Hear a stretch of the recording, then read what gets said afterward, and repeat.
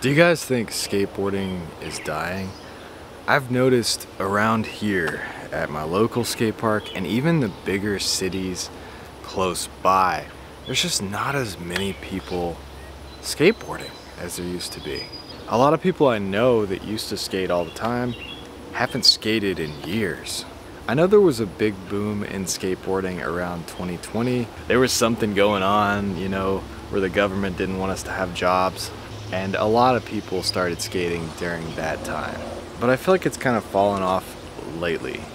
Maybe people are worried about other things and they just haven't been skating as much. I think skating is good for you. I think it's good exercise. I think it's good for you mentally. I definitely think it's not the most important thing, and there are things more important than skateboarding. I talk about that a lot on this channel, but I do think it's actually healthy for you to skate. This is what you look like if you started skating back in 1993. And you're still skating in 2023.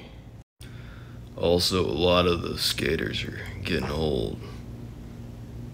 So they quit skating because they're old. So how do we stop skating from dying? What do we do? Well, you could keep skating. You could get more skate parks built, go to your city council, get donations, get new skate parks built. You could be nice to people at the skate park, not treat people bad, not judge people because they can't skate well, or judge people because they don't dress a certain way. So does how popular skateboarding is or isn't really affect you as the average modern skateboarder? Yes, it does affect you, because the more popular skateboarding becomes, the more skate parks will be built.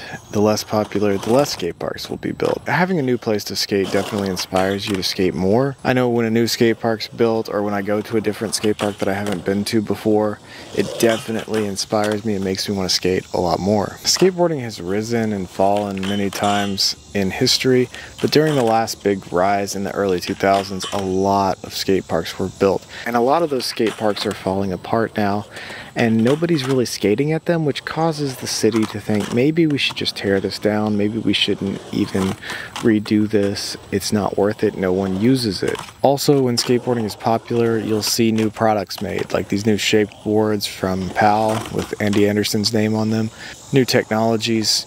You get new kinds of trucks like slappy trucks or Lurpif trucks, new innovations like PAL flight boards or live decks. All of this comes from skateboarding being kind of popular. If skateboarding loses all popularity, then there won't be any money in it, so no one will make products. So if you've noticed, a lot of the indoor skate parks are going out of business now. Now that has to do with the economy, but it also has to do with how popular skateboarding is. If there's no one skating, then indoor skate parks and skate shops cannot stay in business. You should probably support your local skate shop more than ever now, because they're probably hurting more than they have in the past. So skateboarding is hard. A lot of people quit skateboarding because it's difficult. We have testosterone levels decreasing in the population, and testosterone helps you with skateboarding along with other sports. People these days want instant gratification, and you cannot get instant gratification with skateboarding. Learning skateboarding tricks definitely takes a lot of time and dedication that people are not willing to give in this climate. Whenever we lie to someone else or try to convince someone to do something to benefit us, or whenever you get somebody to do something for you because of the way you dress, or you seduce someone, all of those things are witchcraft. You understand how lying or seducing someone is actually like casting a spell and is actually a form of witchcraft against them. There's definitely a lot of fair weather skateboarders who just skate when it's really nice out, and you'll see them drop off when it gets really cold or really hot. I found in the middle of the winter or at the end of the summer when it's really hot, you don't really see anybody at the skate park. Basically, if it's above 95 or below 30 degrees, no one comes to the skate park. For some people, empty skate parks are a bonus and they make you want to skate more, but for other people, they want to have someone to skate with, someone to push them and inspire them to do more tricks, so they get discouraged when nobody else is skating. Sometimes I feel like if you have something to say and you don't say it, if you have something you know you're called to say or you feel like you're supposed to say, then you have to say it. I think that's the point of the story of Jonah. A lot of people think it's just a stupid story about some guy who gets swallowed by a whale or a big fish, but there's a lot of meaning there. He was on this boat, and the whole boat was going to be taken down if he didn't go where he was supposed to go and say what he was supposed to say. He was going to take the whole boat down because of the storm. He knew this. So he was thrown off the boat, swallowed by a big fish, thrown up on the land of Nineveh. But here's the thing about Nineveh. Their god was named Dagon, and he was a big fish or a whale. They worshipped a big fish or a whale and thought that that was God. So the fact that Jonah was spit up by a big fish or a whale was very significant to the people of Nineveh. And they understood the story in a different way than we would understand it today. But the point of that story is, if you have something you need to say, you need to go ahead and say it if you feel like it's right and it's something you have to say. So there are people that want to keep skating all to themselves. They don't want to share it with anybody, and they want to put others down. I understand why there's got to be a certain level of gatekeeping to keep it cool so young people will be interested in it. But there's a darkness to the idea that you want to keep it all for yourself. You don't want to share it with anyone else. There's a darkness to the idea that you want the skate park to yourself. Can you see the evil undertones behind an idea like that? I think it's weird that people like Burberry Airy hide all of their posts except for like 2 of them, the 2 that got the most likes. And they have like 300,000 followers and they're following 42 people.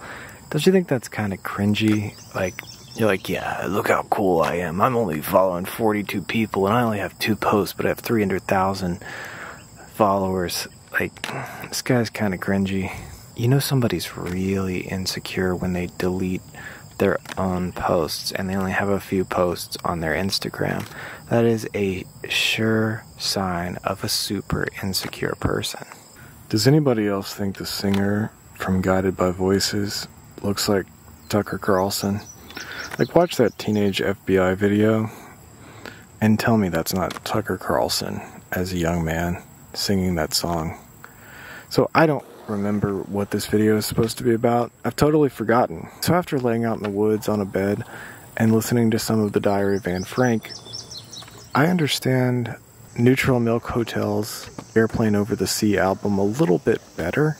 It felt like this cartoony dreamland of stories, but now it's starting to make more sense. I've always been confused. I've never quite understood why that album makes me feel so many different feelings, and it does that to so many people. Some people hate it because they feel left out, because they're not feeling those feelings. Usually when people hate something, it's because they feel left out. One thing Democrats are really good at is appealing to the flesh, fleshly desires, appealing to the base human fears. They definitely play on fear a lot. All politicians do. And if you don't want to hear random thoughts, you can go back to driving alone in a car with a mask on. I don't really care. I'm gonna say whatever I think. So if you don't like random conversations, you can leave your baseless, pointless comment below, and then go back to drinking your boba tea in Birkenstocks while walking your Shih Tzu puppy and twisting your mustache. Have you ever noticed how Gifted Hater has really insightful comments, but then he has the worst fans of all time? If you don't know what I mean, just go check out his comment section. Their comments make no sense at all.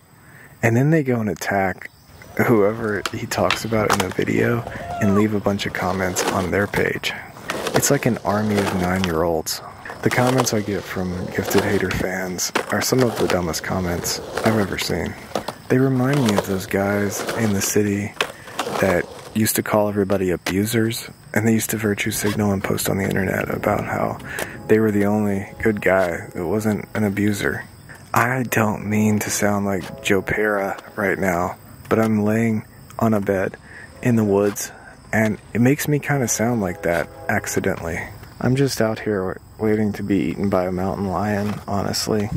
So I really hope you guys enjoyed this video. If you like this kind of content, scroll through my channel, check out my other videos, give it a like, give it a comment, and if you want to see more videos like this, hit that subscribe button because I got a lot more videos to come.